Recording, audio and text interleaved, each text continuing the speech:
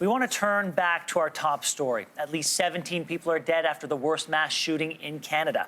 What we know is that the Nova Scotia RCMP responded to 911 calls on Saturday in the community of Portapique, and after a horrifying 12 hours, the shooter was intercepted at a gas station in Enfield, and he is now dead.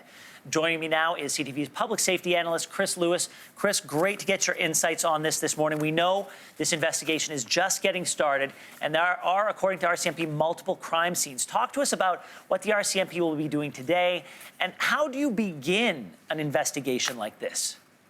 Good morning, Ben. Well, this really started the moment the shooting started to occur.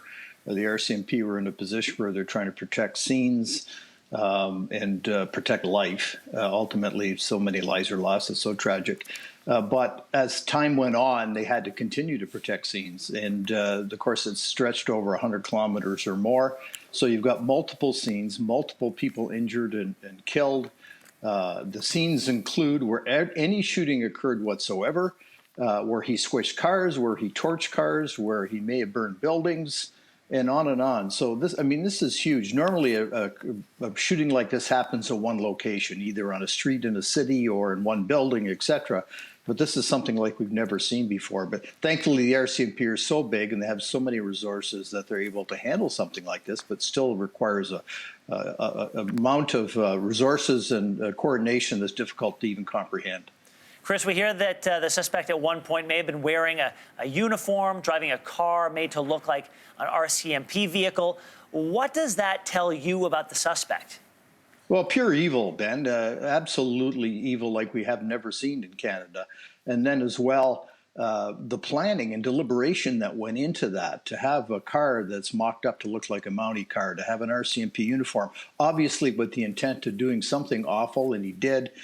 So how long has that been going on? How long has he been thinking and planning this, and why? We may never know, but this will be a big part of the investigation for the RCMP to determine that. Well, let's talk about the investigators. The RCMP is investigating this shooting. They've lost a colleague. Another is injured. Just 2 years ago, police in Fredericton lost 2 colleagues in a shooting. 6 years ago, the RCMP in Moncton lost 3 colleagues to a mass shooting. Talk to me about the kind of emotional support officers in the region need right now. Well, the officers, whether they were on scene and saw the tragedy or just colleagues and friends and associates of the officer that was killed and the one that was wounded, they're going through a lot of emotional trauma right now. So that requires everything from peer support from people that are trained and have been through similar situations to professionals and clinical experts that can help them get through all this and deal with that. And then there's the families of all these officers that are afraid for their own family member. There's the community itself. I mean, the emotional toll on Nova Scotia, those communities, all of Canada really is just unlike anything we've seen in recent years. Chris Lewis, thank you very much. We appreciate your time today. Anytime, Ben. Thank you.